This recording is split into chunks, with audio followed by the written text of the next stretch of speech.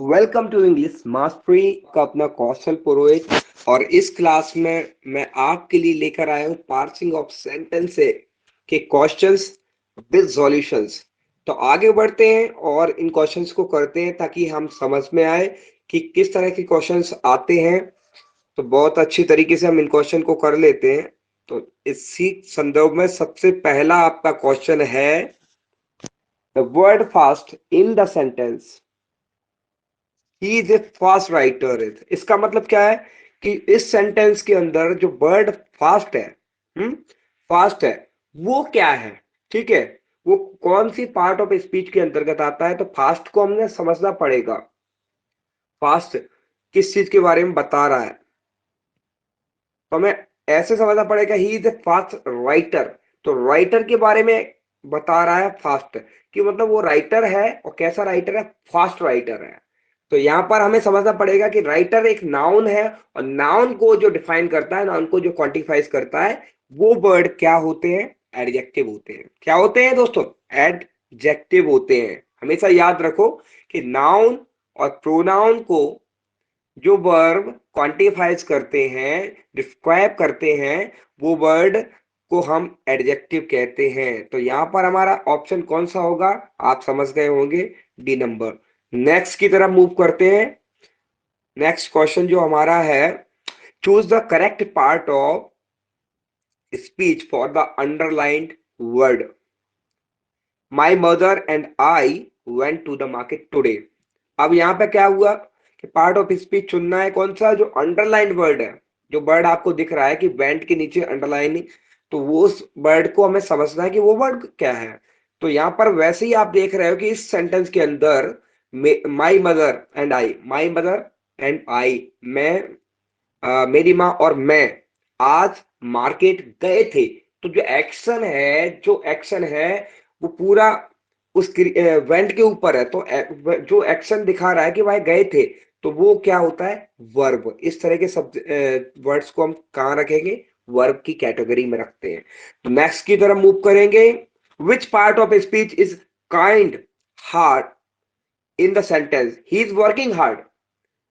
तो ये किस पार्ट ऑफ स्पीच के अंदर कर आ रहा है, हार्ड वर्ड है। He is working hard. Working मतलब काम कर रहा है। कैसा काम कर रहा है, हार्ड काम कर रहा है। तो जब किसी वर्ब के लिए जब कोई वर्ब होती है आपकी, उस वर्ब की को क्वांटिफाइज करने वाला कौन होता है, वर्ब को क्वांटिफाइज करने वाला कौन होता है। ठीक है, तो आपने सुना होगा कि वर्ब, एडवर्ब, और इन सबको क्वांटिफाइज कौन करता है, खुद एडवर्ब को क्वांटिफाइज करता है। उस तरह के जो वर्ड होते हैं, जो एडजेक्टिव को देखो, मैं आपको सीधा और सरल बताता हूं कि जो वर्ड, वो वर्ड जो एडजेक्टिव को क्वांटिफाई करते हैं, एडवर्ब को क्वांटिफाइज करते हैं, हाँ, और वर्ब को क्वांटिफाइज करते हैं। तो इस तरह के वर्ड को हम क्या बोलते हैं, इस तरह के वर्ड को हम क्या बोलेंगे, एडवर्ब। क्या बोलेंगे, adverb. He is working hard. तो यहां पर हम क्या करेंगे, तो आपने समझ लिया होगा इस क्वेश्चन को, ही इज वर्किंग हार्ड, कि वो वर्ड जो आपका किसके लिए आएंगे, जो आपकी किसी वर्ब के लिए, एडवर्ब के लिए क्वांटिफाइज करेंगे, तो उस तरह के वर्ब को हम एडवर्ब करेंगे। ठीक है, तो आपका पहला ए नंबर आता है। अब यहां पर नेक्स्ट क्वेश्चन है आपका, point out the grammatical category of the word perform in the passage.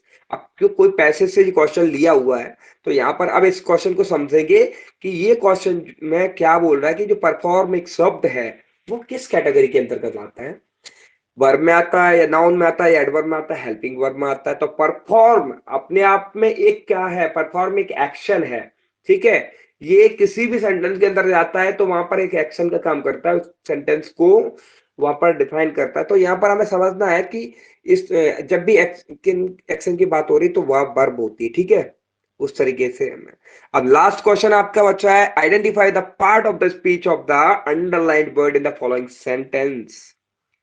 We haven't told anyone except Ram.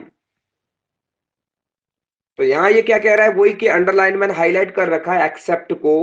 तो यहां जब किसी सेंटेंस के अंदर जब दो नाउन के बीच संबंध बताना हो और उस सेंटेंस के अंदर जो संबंध बता रहा है, ठीक है, दो सब्जेक्ट का, दो सब्जेक्ट ऑब्जेक्ट नहीं, दो नाउन के बीच का, मैं आपसे कहूं दो नाउन के बीच का संबंध जो बता रहा है, तो वहां पर उस तरीके के वर्ड्स को हम प्रीपोजिशन कहते हैं, वही जोड़ता है, तभी पता है। जैसे मैं एग्जांपल देता हूं, book is on the table. अब बुक इज टेबल तो नहीं हो सकता, book is table, book table है नहीं, book is on the table, book किस पर है, टेबल के ऊपर है।